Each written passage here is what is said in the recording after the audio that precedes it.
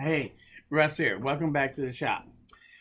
Today I'm going to do a video real quick on recap of last year's videos and what we're going to be doing this year, I hope.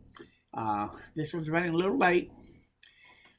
Since the first, usually I do it right after the first of the year, but right after the first of the year, I kind of went down for the count, unfortunately. And it's taken me a couple of weeks to really come back.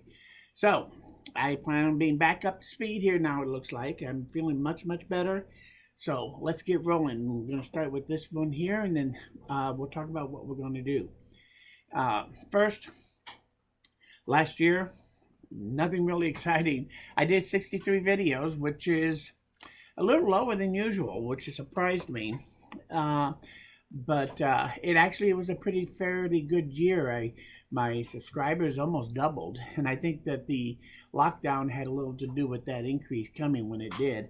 Also, my number of views per video in the first 48 hours, which is what I usually watch, is actually up considerably too. So apparently the channel has grown a little bit.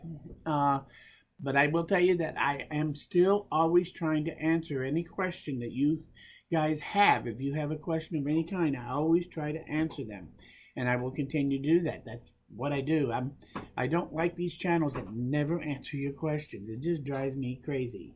So also, I'm going to continue the program where the first 48 hours, when I put a new video out, I'll leave the interruptive ads turned off. After 48 hours, I'll turn that on. So if you subscribe and hit that notify button, you can watch my videos when they first come out without that aggravating interruptive commercial.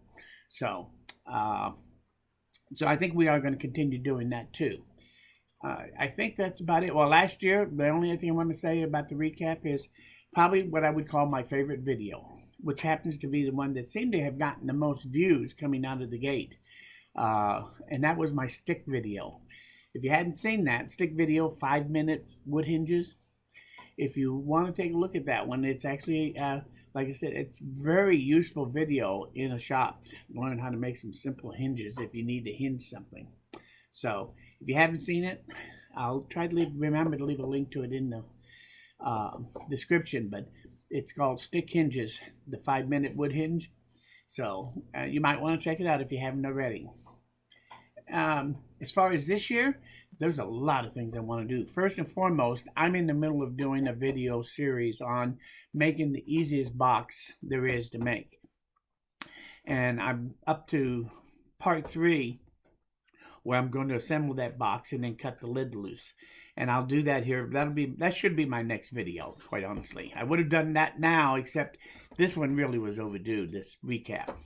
But I'm going to finish that series, because after I do that, then I'll also do a 4th one where I do all of these steps that you saw me do in part 1 through 3. We'll do all of this all in real time on the 4th video, no matter how long it takes. Theoretically, I can do that in under 10 minutes, but doing it on camera, it could take longer. So anyway, I am going to finish that. I know everybody was kind of anxious, it seemed like, to see that whole thing in its entirety, so we are definitely going to do it. And that should be my 2nd video out. After that, well, let's talk about some of the things that I have in mind that I want to do and accomplish, and things I've been thinking about. Probably one of the main ones on my mind is I was given a great idea from a friend of mine, Suze, and she suggested putting my gripper on a fence slider so that it holds it in place, so that all you have to do is slide it back and forth, and it's held up against the fence by the whole apparatus. And I think I can take my gripper and actually incorporate it in, and it's going to have some huge advantages, especially if you're cutting small pieces, and if you want to do real long pieces. I think this particular attachment to the gripper will actually be it'll be quite the attachment. So I'm working on that. As soon as I get that figured out and I got it working, that one is going to be coming out, and I want to thank her. A lot of my videos come from you guys giving me these ideas, or asking. Sometimes just by asking the question, it leads me off onto a binge of doing something. So don't be afraid. Like I said, I always try to answer them, and partly because you guys always have such great ideas that just all of a sudden remind me of, wait, I could probably do that. So that one's coming out on the gripper. Some of the other things that I've been working on, or I'm going to work on. Oh, this is one of them right here. Guess what? I did pull the trigger. This is a 100 amp lithium ion phosphate battery. And it's got everything that I was looking for. It has a 1C capability on both maximum charge rate and discharge rate. And it has a 2C discharge rate, pulse discharge rate. So on surges, it still isn't going to trigger the thing to fail up to 200 amps. So that's what I was kind of looking for in a battery. We're going to take that and build our power station that we want to build that's comparable to some of these bigger ones that you see out there. And this thing will have a lot more to it. So that's one of the projects I'm definitely going to do this year. I kind of talked about it, showed you the wiring diagram of kind of what I had in my head for doing this in December, I think. So we definitely now got the main component. We can now probably start working on this off and on. So eventually when I get this done, I'll do a review of it so you can see what I have. Also, in my Ryobi battery things, you remember I made that accessory. It was my version of a Ryobi battery inverter. They have that one that you can buy for about, I think it's going for about $100 right now. And you just plug it onto a Ryobi battery, and then it has a plug-in for 110 outlet, and it has some USB port plug-ins on it. And I took mine and did a much better job. Now, I am also going to do something else to that'll be a video of, I'm going to install a light fixture on there. And what I'm going to do is, I have these LEDs that I bought that I've been playing with. These are like $1.50 a piece for these little guys. And they put out about 360 lumens a piece. So 8 of these will put out close to 3,000 lumens. And that actually, I lit this up, and that thing is pretty bright. So I want to take something like this and attach it to that power outlet, that Ryobi power outlet, so I can also use it as a area light or carry it as a flashlight if I want. So that'll be an improvement that we're going to make on that too. And speaking of the Ryobi battery accessories, the biggest thing about hooking up a battery is making the plug-in that this thing fits into. Trying to get something from Ryobi is next to impossible for being able to do that, all their parts. But I did find a critical part that is needed. And that's this little part here. It's called the contact plate holder, I think. And it has its own part number. Once I found that part number, I was able to find this part. And that's what's so funny, because from Ryobi, you can only buy, this part is attached to some kind of switch or something. You can't buy this separately. And all this thing does is it just sets right down on there. And if you look up inside of any Ryobi battery, you'll see this piece up inside there where these contacts are. This is the part that you need to be able to make your own adapter, to be able to plug the Ryobi battery and build your own accessories. So I did, real quick, that's what I did here. I took one of these old caps that I got from George. Thank you, George. Out of Chelsea, Quebec. And he did these on a 3D printer, and I modified it and put this on there. So now this piece, it has the contacts here. Instead of setting it down on there and having to tighten the screw down like all mine have done in the past, this thing, boom, just sets right down on there. There we go. I have contact here and here for the battery power. So I can build just about any kind of accessory I want now from this. For example, I could just build something that just sets down on there, a switch on it, and I can have this to turn on and off, so I have a quick little area light from the battery. That's an accessory I think I'd like to try to make. I'm thinking of some other ideas. So now that we have a good contact capability with this, I have some other things I really want to make. So this year, I think we're going to probably work on these. I'll do a video on just this piece here about how I make it and what to look for and how to make your own. from ready shop materials that you have around your shop, so that you'll be able to make the plug-in for your Ryobi battery to build whatever kind of accessories that you can dream up. So, and if you're like me, you probably dream up some pretty off-the-wall stuff. So we're going to be working on this battery, a couple of battery projects too, before I'm done. Now that I have this, what else is in the thought line of what I'm going to do? If I can remember some of these things. Oh, my oscillating spindle sander, my Ridgit. That particular machine you see in so many shops out there, just a lot of them.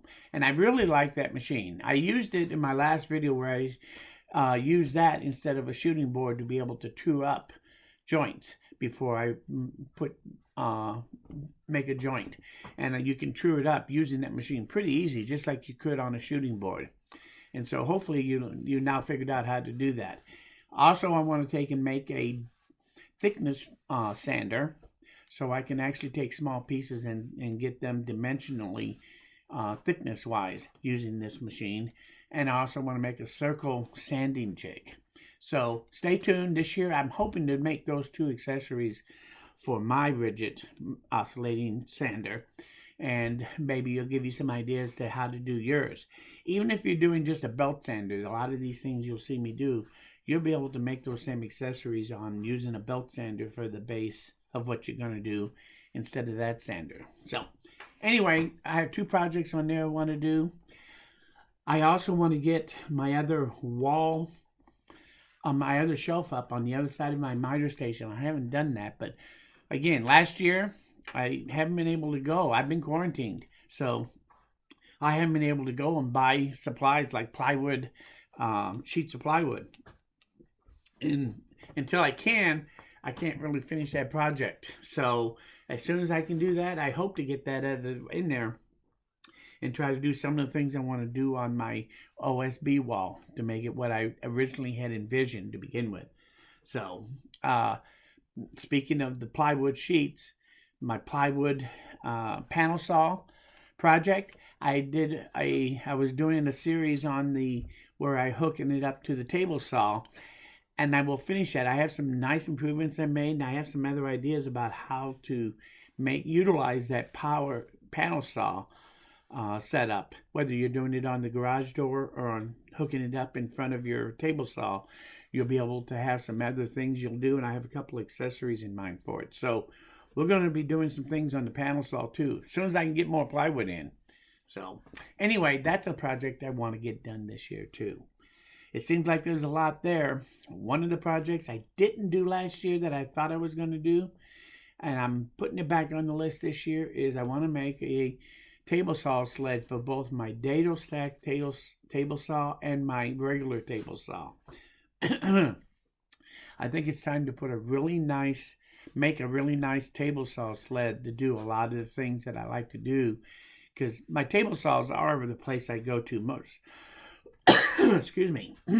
That's the place I go to most of the time to do cuts and things like that, especially angle cuts.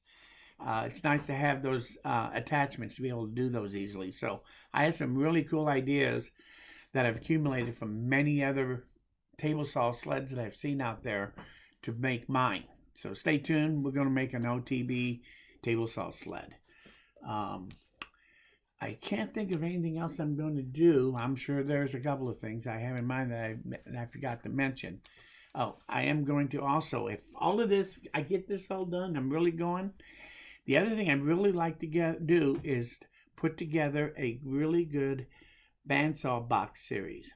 I've done hundreds of bandsaw boxes over the years, and I've learned a lot of little things about how to do and what to watch for and how to do some things that, quite frankly, you probably haven't even seen out there from other bandsaw box makers.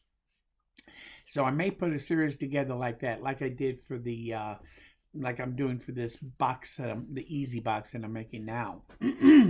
So if we get a chance, we might be able to do something like that and show you some really cool stuff from bandsaw box making. The only thing more fun than making small boxes on the table saw is making small boxes on the bandsaw. And you'll see why after we start doing that. So, and I think that's about it. That's all the projects I got in mind right off the top of my head. Obviously, any improvements I want to make on some of the things around here. I have to get my dust collection set up on my table saw. Since I moved it over here, I don't have the table saw. I don't have the collection set up at all. So I need to get that set back up to collect this dust a little easier and better. So other than a few improvements like that, I think that's about what I have planned. I think it's going to be a fun year. And hopefully you'll enjoy some of these ideas that I share with you. If you have any other ideas or comments about some of this, leave them down below. Like I said, I always read them all. And probably a lot of my ideas, that's where they come from. So don't be afraid to ask the questions, no matter how silly you may think it is. Believe me, it's not silly. If you learned something here, or you like this video, hit that like button. Most importantly, though, please come back again, because I'm nowhere near done around here. Thanks.